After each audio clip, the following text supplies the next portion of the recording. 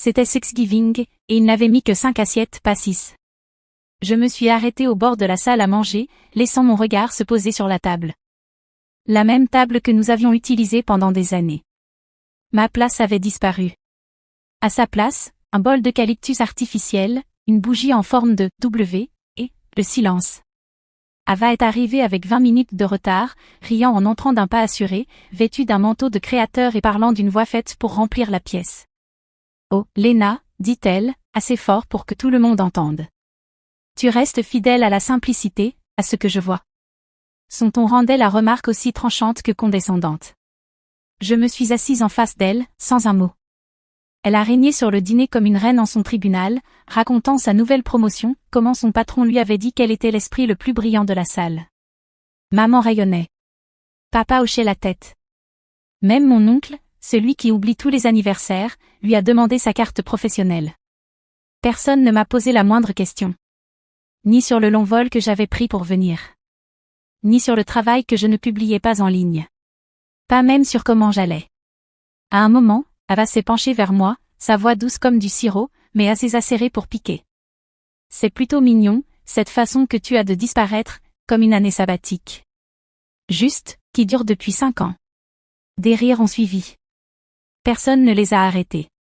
Je n'ai pas bronché. Je ne me suis pas défendue. J'ai simplement levé mon verre, pris une gorgée, et laissé le moment s'éteindre de lui-même. Parce que je savais déjà quelque chose qu'elle ignorait. Ce joli chèque de paix dont elle se vantait? C'est moi qui l'avais signé. Mais pas encore. Pas ici.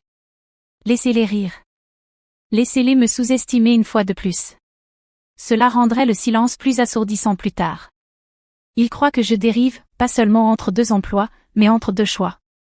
Entre 2 vies. Pour eux, chercher sa voie est un code pour l'échec. Pour avoir abandonné ce qu'ils appelaient un chemin parfaitement convenable. La vérité, c'est que j'ai quitté tout cela il y a 5 ans. Quelque chose qui semblait réussi sur le papier. Mais qui, chaque jour, m'érodait un peu plus. Le salaire était élevé. Le bureau avait des fenêtres. Les réunions étaient pleines de gens qui souriaient avec la bouche, mais jamais avec les yeux. Et Ava faisait partie de ces gens. Elle travaillait 5 étages au-dessus de moi et ne le reconnaissait jamais. Sauf quand elle avait besoin de quelque chose. Corrige cette présentation. Finalise les chiffres pour demain matin. Fais en sorte que ça ait l'air de venir de moi. Et je le faisais. À chaque fois. Jusqu'au jour où je ne l'ai plus fait. Un matin, j'ai refermé mon ordinateur portable. J'ai rendu mon badge. J'ai laissé derrière moi le nom sur la porte du bureau et la boîte mail pleine d'éloges jamais lus. Pas de grands discours. Pas d'email d'adieu.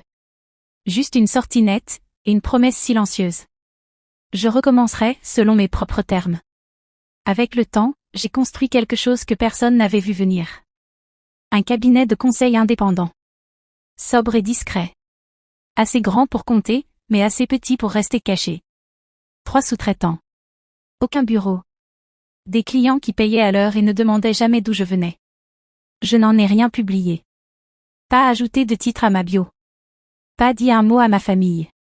Et ils ont comblé le silence avec leur propre version de moi. La décrocheuse. La rêveuse. Celle qui n'avait jamais vraiment atterri. Ils ont écrit cette histoire comme si elle était vraie. Mais la fin, cette partie-là m'appartenait encore. Elle est arrivée le lendemain matin. Un message d'Ava. Brunch demain. Je viens avec les filles. Mais quelque chose de joli. Aucune explication. Aucune question. Juste une directive déguisée en paillettes. J'ai fixé l'écran un long moment. Je ne l'avais pas vue hors des réunions familiales depuis des années. On n'avait jamais pris un café. Jamais passé un coup de fil. La dernière fois que nous étions seuls, elle m'avait demandé si je faisais encore du freelance, exprès. Une part de moi voulait ignorer son message. Une autre, non. Parce que je savais déjà où elle travaillait. J'avais revu les chiffres trimestriels de son département 2 semaines auparavant. Mon cabinet avait été engagé pour résoudre des inefficiences. Et elle faisait partie du problème. Elle ne le savait pas, bien sûr. Mon nom n'apparaissait que sur les contrats. Sur les validations. Sur les bulletins de paie. Elle pensait que j'étais invisible. Alors j'ai répondu. Bien sûr. À quelle heure? Elle a répondu instantanément, comme si elle s'attendait à ce que j'obéisse. Pourquoi pas Hazel and Pin? Soit à l'heure. Hazel and Pin. Évidemment. Le genre d'endroit où les gens vont pour être vus. Vaisselle blanche immaculée. Fenêtres inondées de lumière. Serveur qui vous appelle par votre prénom et vous poste sur l'Instagram du café. J'ai posé mon téléphone et suis allée à mon placard. Je n'avais pas besoin de quelque chose d'élaboré, juste des lignes nettes, des chaussures solides, et une tenue assez tranchante pour découper une table si nécessaire. Elle voulait un spectacle, je lui en offrirais un. Mais pas dans le rôle qu'elle m'avait attribué. Hazel and Pin sentait le zeste de citron et l'ambition polie. Je suis entrée pile à l'heure, pas une minute en avance, pas une seconde en retard. L'hôtesse a regardé mes chaussures un peu trop longtemps, puis a souri comme si elle venait de décider de ma valeur. Ava m'a fait signe du fond. Sa table était pleine, 3 femmes vêtues de neutres assortis, les yeux brillants de mimosa, le rire juste assez fort pour évoquer le pouvoir. Quand je me suis assise, personne ne s'est levé pour m'accueillir. Ava a à peine levé les yeux. Salut, dit-elle, comme si tirer sur le mot le rendait plus doux. On parlait justement des applis de rencontre. Lena est hors ligne, elle pense sûrement encore que Sweeper, c'est pour les cartes bancaires. Elles ont ri. L'une d'elles, Chloé, je crois, a penché la tête et demandé. Et toi, tu fais quoi? Avant que je puisse répondre, Ava s'est penchée. Elle explore, tu vois. L'âme d'abord, les tableaux Excel ensuite. Ce genre de liberté, c'est rare. Ce n'était même pas cruel en surface, juste une condescendance soigneusement emballée. J'ai remué mon thé. Le serveur est arrivé avec les menus, mais Ava l'a écarté d'un geste. On prendra le menu fixe. Elle est avec nous. Ce dernier morceau, elle est avec nous, a frappé plus fort qu'il n'aurait dû. Ce n'était pas de l'hospitalité, c'était une hiérarchie. J'ai regardé la table, leur montre, leur posture décontractée, leur certitude que je ne méritais ma place que parce qu'on me l'avait accordée. Je ne l'ai pas corrigé. Je n'ai rien dit du cabinet de conseil. Pas un mot sur son département, son salaire, ou le nom en bas du contrat. J'ai simplement souri, pris une gorgée d'eau, et plié ma serviette sur mes genoux. Qu'ils me prennent pour une inconnue. Cela rendrait la révélation d'autant plus marquante. Le brunch a continué comme prévu. Elles ont échangé des anecdotes sur des conférences et des clients, des partenaires inefficaces et des stagiaires qui pleuraient à la moindre remarque. Ava brillait, bruyante, lisse, théâtrale. Je l'ai laissé parler. Laisser passer les plats. Sourire quand il le fallait. Acquiescer quand c'était attendu. J'ai laissé vivre un peu plus longtemps la version de moi qu'elle avait créée. Puis, sans prévenir, le serveur est revenu avec un étui à addition en cuir. Il l'a posé devant moi. Déjà réglé, dit-il avec une aisance qui montrait que ce n'était pas une première. La carte de Caldwell Strategy s'en est chargée. C'est bien ça, la société? Ava a cligné des yeux. Attends, Caldwell? Qu'est-ce que? Le serveur, confus, a précisé. C'est la boîte qui a réservé. Caldwell Strategy. Compte partenaire. Ils sont souvent invités ici. C'est bien Ava, votre prénom? Son visage est resté figé un instant. Puis quelque chose a vacillé, un éclair dans le regard, la reconnaissance luttant contre l'incrédulité. Oui, c'est moi. Elle m'a regardé, vraiment regardé, pour la première fois de la matinée. Je n'ai pas scié. Je n'ai rien expliqué. J'ai juste attrapé l'addition, parcouru le montant à 0 comme si c'était habituel, parce que ça l'était. Une des femmes s'est penchée, intriguée. Tu es chez Caldwell? Ils font quoi? J'ai replié le reçu et l'ai glissé dans l'étui. On gère la performance, ai-je simplement répondu. Je me suis levée, et ajusté ma veste, et me suis tournée vers Ava avec un sourire doux comme de la soie. La prochaine fois, préviens si tu veux qu'on prenne le dessert sur note de frais. Ça t'évitera la surprise. Puis je suis partie, lentement, pour qu'elle ait le temps de ressentir chaque pas. Ce n'était pas la première fois qu'Ava voyait mon nom. Elle n'avait simplement jamais pris la peine de le lire. Des semaines avant le brunch, elle avait reçu une note de performance de la direction. Une évaluation standard bien formulée, avec des objectifs clairs. Elle s'en était vantée sur LinkedIn. Honneur d'être choisie pour cette initiative stratégique. Hâte d'évoluer. Elle n'a jamais mentionné la signature en bas. Elle, Caldwell.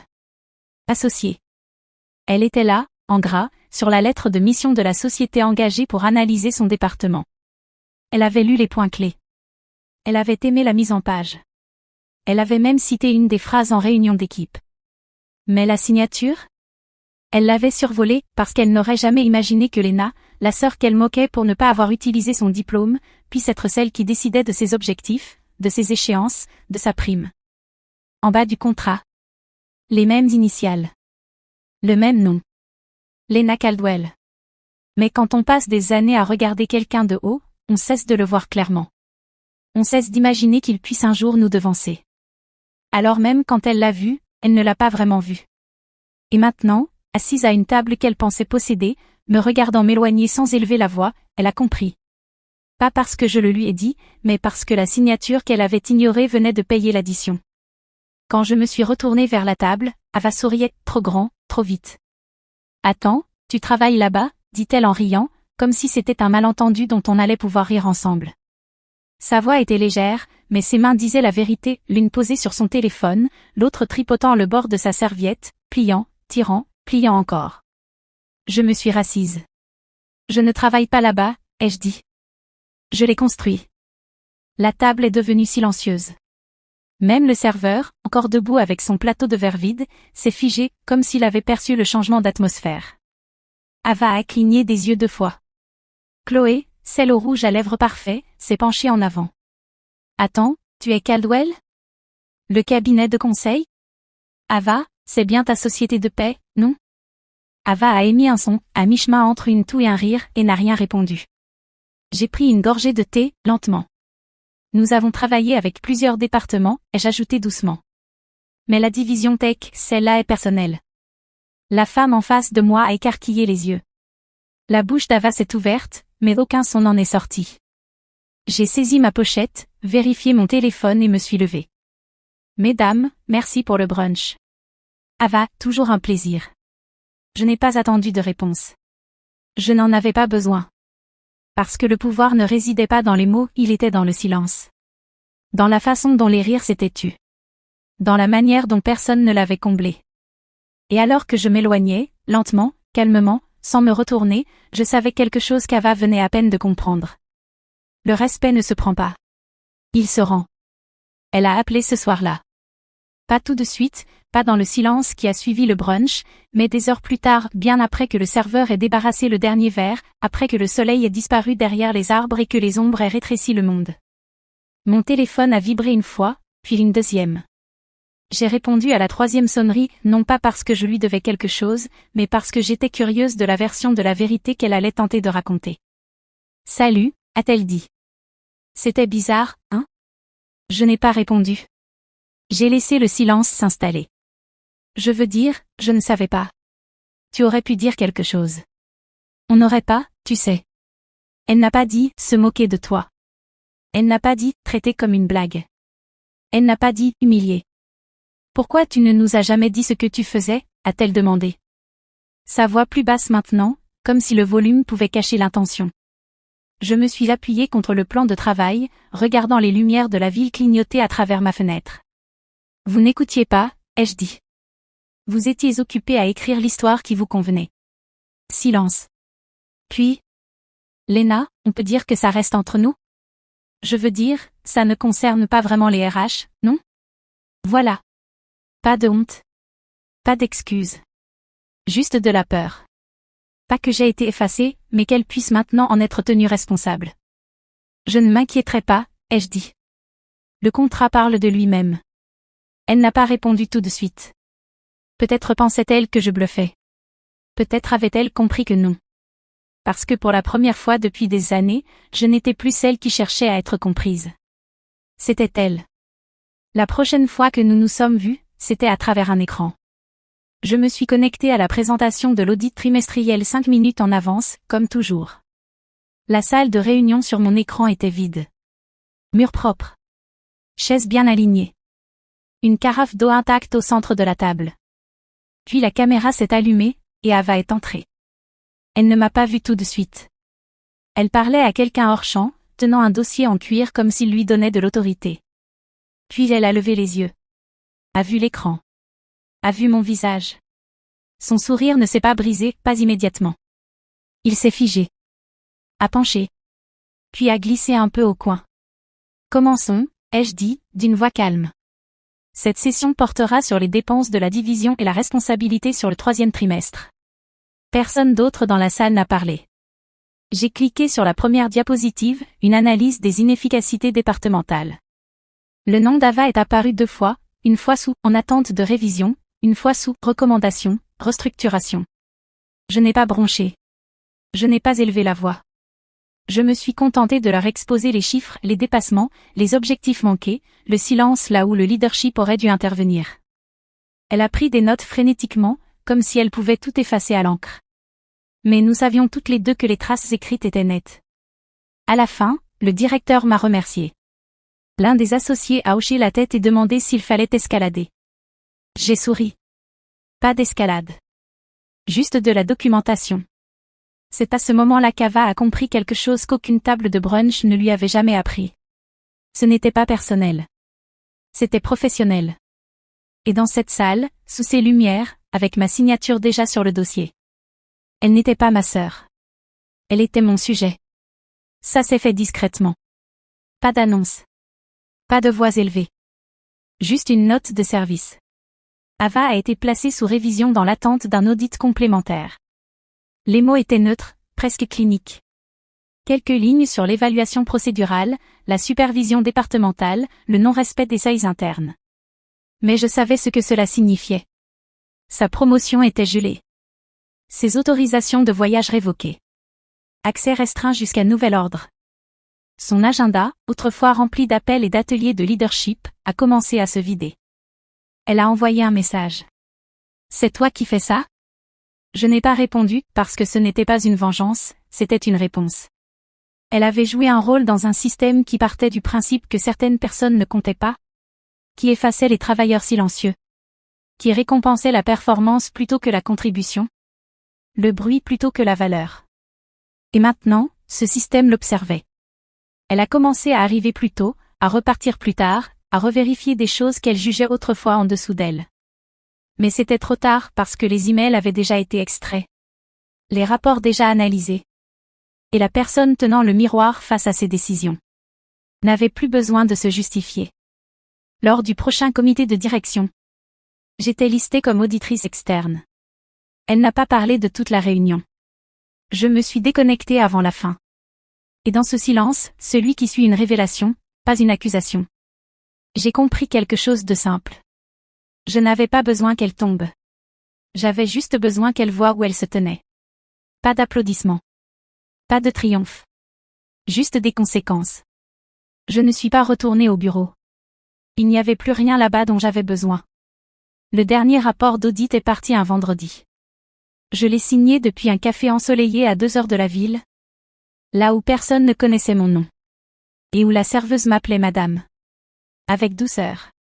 Le silence, cette fois, était mérité. Ava n'a jamais donné de nouvelles. Pas d'appel. Pas de message. J'ai appris discrètement, comme ces choses-là vont, qu'elle considérait d'autres opportunités. Une manière polie de dire que le bâtiment n'avait plus de place pour elle comme avant. Et moi? J'ai cessé de me faire petite. Cessé de m'excuser d'être difficile à définir? D'avoir construit quelque chose d'invisible? D'être partie avant que les applaudissements ne commencent? Je suis entrée dans les pièces plus lentement. J'ai soutenu les regards plus longtemps. J'ai laissé le silence s'installer quand on me demandait. Et vous, que faites-vous? Parce que désormais, la réponse n'avait plus besoin de tenir en une phrase. Elle vivait dans ma posture. Dans le fait que je n'avais plus besoin que la pièce m'applaudisse. Juste qu'elle ne décide plus pour moi qui j'étais. Quelques semaines plus tard, je suis repassée devant Hazel and Pin, pas par choix, juste la vie. Ava était là. Elle ne m'a pas vue tout de suite. Mais quand elle l'a fait, nos regards se sont croisés un instant. Elle a détourné les yeux. Et j'ai continué à marcher. Pas par orgueil. Pas par vengeance. Mais parce que je n'avais plus besoin de sa reconnaissance. Elle ne pouvait plus me réécrire. Pas maintenant. Plus jamais. On ne parle plus de moi. Ni à Thanksgiving. Ni dans les conversations en passant. Ni même dans les textos familiaux. Où le silence finit par parler plus fort que n'importe quelle insulte. Et c'est très bien. Parce que je n'ai plus besoin qu'on parle de moi pour me sentir entière.